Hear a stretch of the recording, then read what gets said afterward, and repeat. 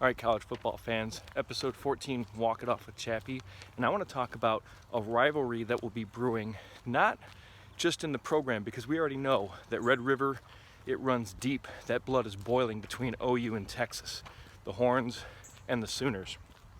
But you look at their coaching, and Steve Sarkisian versus Brent Venables, I think that's going to be something that is going to become one of the more contested rivalries between those two guys for different reasons. So you start off, you got Sarkisian is a California guy, West Coast guy, versus Venables, more of a Midwest guy.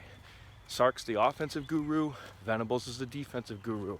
They each want to prove that their side of the ball is what it takes to win a championship. Speaking of championships, Venables has a lot of them. He's part of 3 national championships and 13 conference championships at basically Oklahoma and Clemson, whereas Sark only been a part of 2 natties and 5 conference championships. You look at Sark, he's at UT, where it seems as though they've got an endless amount of money to use for whatever they might need, whereas Oklahoma kind of seems to be second fiddle in terms of quote-unquote resources, even though their history of winning, at least since 2000, has been much better than Texas.